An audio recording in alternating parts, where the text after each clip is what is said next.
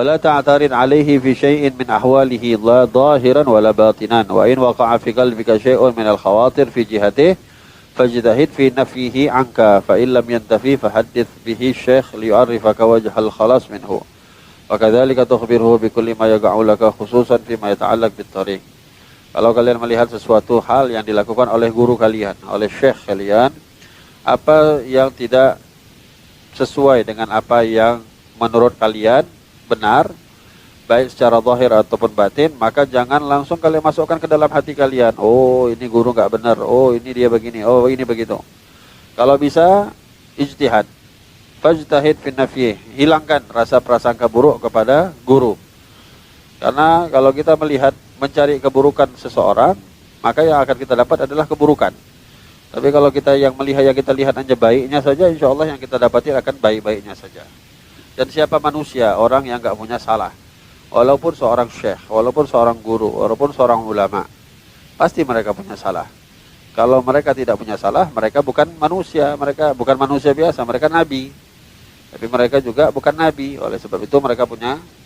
Kalau ada hal yang kita lihat kurang baik, kurang cocok, maka dibuang, disingkirkan, jangan dipendam-pendam. Atau kalau kita nggak kuat, tanya, supaya kita selesai permasalahan kita, apa yang kita ragukan kepada syekh kita. Oleh hadza dulu pernah ada satu orang murid, dia belajar sama seorang guru. Ketika gurunya tersebut belajar dari nol, ini murid belajar dari nol, nggak tahu apa-apa, sampai menjadi orang yang luar biasa. Sampai pada satu tahap si murid ini bisa diberikan oleh Allah Subhanahu wa taala kelebihan, dapat dibukakan, disingkapkan oleh Allah Subhanahu wa taala, bisa ngelihat apakah seseorang tersebut termasuk ahli sa'adah atau ahli syakawah, termasuk orang yang beruntung masuk surga atau masuk neraka. Wa subhanallah, sekali pas lagi belajar sama syekhnya, sama gurunya, dibuka oleh Allah Subhanahu wa taala, tertulis di jidatnya, di dahinya si syekh tersebut, min ahli syakawah, termasuk orang yang sial, orang rugi nanti di akhirat. Orang rugi di akhirat ya berarti masuk neraka. Akhirnya sudah mulai main di hatinya. Loh, kok saya belajarnya sama orang yang termasuk penduduk neraka ini? Kok saya belajarnya justru malah nanti sampai belajarnya sekarang ini sama malah apa saya disesatin atau saya disalah-salahin? Walhasil dia mulai husnudzon sama gurunya. Hari pertama besok dia nggak mau datang lagi. Besoknya lagi dia nggak mau datang lagi. Berhari-hari dia nggak datang. Syekhnya penasaran, mana ini murid? Masya Allah, orang teladan, rajin. Kok sudah mulai nggak kelihatan? Akhirnya dicari, didatengin, dipikir apa sakit, mau dijenguk, nggak ada kabar. Datengin rumahnya, akhirnya rumahnya dilihat, muridnya sehat, luar biasa, tidak ada masalah. Ditanya, kenapa kamu nggak mau lagi datang ke majelis saya? Apa ada kesibukan? Apa kamu nggak sehat atau apa? Nggak dijawab. Agak dipaksa sama syekhnya. Jawab, kenapa? Ada apa? Akhirnya muridnya terus terang. Dia bilang, ya syekh, semenjak saya belajar sama kamu, alhamdulillah dari nol sampai sekarang saya sudah mendapatkan ilmu yang cukup banyak. Dan Allah Subhanahu wa taala terkadang memberikan kepada saya, disingkapkan oleh Allah, saya dapat melihat saya yang mana penduduk surga, yang mana penduduk neraka, yang mana orang beruntung, mana orang celaka. Terus kata syekhnya, saya sekali ketika berada di majelisnya engkau, saya dibuka oleh Allah Subhanahu wa taala dan saya lihat di dahinya engkau termasuk orang yang penduduk neraka. Itu yang membuat saya gak bisa lagi datang. Kata syekhnya, cuma karena itu. Cuma karena kamu lihat di dahi saya masuk, saya ahli neraka, khalas itu doang. Wah, ini syekhnya gak ada takut sama sekali. Kalau kita, kok bisa saya masuk ahli neraka, gitu pasti kita khawatir. Syekhnya, cuma karena itu. Iya. Loh, gak apa-apa, kata murid. Nah, kata syekhnya, saya dari 20 tahun lalu saya sudah tahu bahwa saya ini adalah penduduk neraka. Saya dari 20 tahun yang lalu saya tahu bahwa saya ini adalah orang yang celaka nanti di akhirat.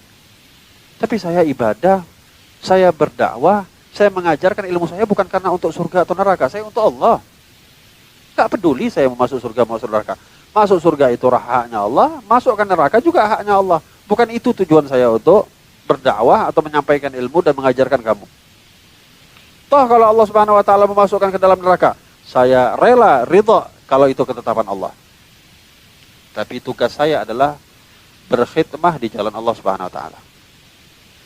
Akhirnya muridnya sadar, Subhanallah, dia ikut majelis lagi, ikut majelis lagi, ikut majelis lagi, sampai di akhir hayat syekhnya, subhanallah, disingkapkan lagi oleh muridnya, min ahlis sa'adah. Di dahi syekhnya tersebut termasuk orang yang beruntung, masuk ke dalam surganya Allah subhanahu wa ta'ala. Walihada, la tasu'udhan. Jangan berburuk sangka kepada syekh, kepada guru. Jangan pernah berburuk sangka. Kalau ada hal yang gak cocok, buang, jauh-jauhkan prasangka-prasangka buruk itu. Tutup mata kita, jangan lihat. Ya. Bahkan itu merupakan aib bagi murid apabila disingkapkan oleh Allah kesalahan gurunya. Ya. Oleh sebab itu, Syekh Abdul Qadir Jailani ketika dulu masih belajar, beliau sebelum sampai ke tempat gurunya, di perjalanan beliau selalu memberikan sedekah 2-4 dirham dengan niat, ya Allah, aku hari ini mau belajar kepada guruku, ya Allah, tolong engkau tutup aib guruku di hadapan mataku. Jangan kau buka, ya Allah. Karena kalau dibuka oleh Allah, bukan kerugian kepada syekhnya, kerugian kepada muridnya. Karena tadi saya katakan, siapa orang nggak punya aib? Siapa manusia yang tidak punya kesalahan? Siapa punya manusia yang tidak punya aib? Kalau dibuka oleh Allah, kita diuji. Guru kita dibukakan aibnya oleh Allah, berarti kita sedang diuji. Mau tetap husnudzan atau sudah menyerah suudzan? Mau tetap kita nuntut ilmu dengan wasilah dia, atau khalas kita mencari orang lain yang belum tentu kita betul-betul dibawa ke jalan yang benar. Wala tajtami' bi ahadin minal masyayikh mutadahirina bitaslik illa an idnih. Fa in adina laka fahfad qalbaka wajtami' biman aradta wa illam ya'dan laka fa'lam annahu qad athara maslahatak fala tattamihu wa tadunnu bihi al-hasad wa ghairah. Ma'adallah yasdur ala ahlillah wa khasatin min dzalik. Kalau misalnya kamu ya kumpul sama syekh kamu, terus nampak syekh kamu itu enggak menyuruh kamu, misalnya kamu udah pantas untuk ceramah misalnya atau untuk berdakwah, tapi enggak dibiarkan sama syekh kamu, duduk aja dulu di situ, maka jangan kamu langsung kecil hati, jangan kamu suudzon, jaga hati kamu. Ya, kalau memang diizinkan silahkan, kalau nggak diizinkan ketahuilah guru kamu itu sudah lebih mengetahui sebatas mana kamu mampu. Maslahatnya sudah dia tahu, sebatas mana kamu mendapatkan maslahat atau tidak kalau kamu berbuat sesuatu yang belum tentu diizinkan oleh guru kamu.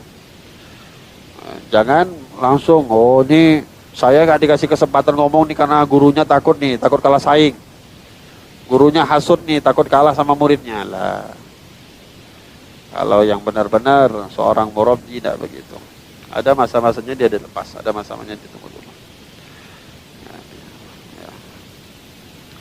La ilaha illallah. Wahdhar min mutalabati syekh bil karamat wal mukasyafat wal khawatirika fa inal ghaib la ya'lamuhu illallah. Dan juga hati-hati, jangan sampai minta-minta sama syekh. Syekh, enggak ada karamat ya syekh? Syekh, kasyaf syekh. Kata guru, mana kerabat ya kau nampak? Jangan. Itu nyakitin guru. Karena perkara yang gaib ini bukan maunya manusia. Perkara yang gaib ini itu kalau Allah Subhanahu wa taala kehendaki dinampakkan, Allah akan nampakkan. Kalau lagi nggak mau dinampakkan sama Allah, nggak akan dinampakkan. Jadi nggak bisa suka-suka, Syekh nampakkanlah karomarnya, biar kami tahu anda itu Syekh betul apa enggak. Siapa anda? Al-karamah wal mukasyafat hada min Allah. Keramat, dapat kasyaf itu Allah yang ngasih. Kapan Allah mau buka, ya Allah buka. Berikan, dibukakan oleh Allah. Kalau enggak, ya enggak dibukakan. Nggak usah minta-minta. Wa ghayatul wali ayyutli'ahu Allah ala ba'dil ghuyub fi ba'dil ahyan.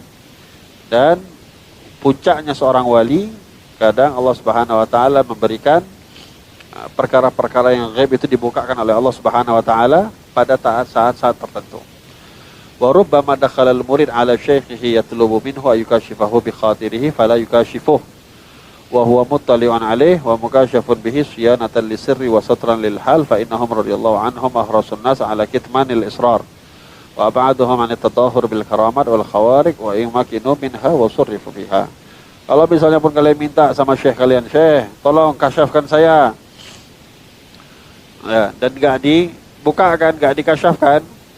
Khalas, udah cukup. Jangan minta-minta lagi. Ya, karena mereka sebenarnya sudah tahu apa yang kalian lakukan, apa yang terlintas dalam hati kalian. Hanya saja mereka menjaga rahasia, ya, dan menutupin keadaan kalian. Ditutupin. Takutnya nanti kalau sudah terlalu dibuka-buka, akhirnya, oh ini saya takut sama guru saya, bukan sama Allah lagi. Akhirnya khawatir nggak membuat ini karena takut sama guru, ketahuan sama guru, bukan karena Allah.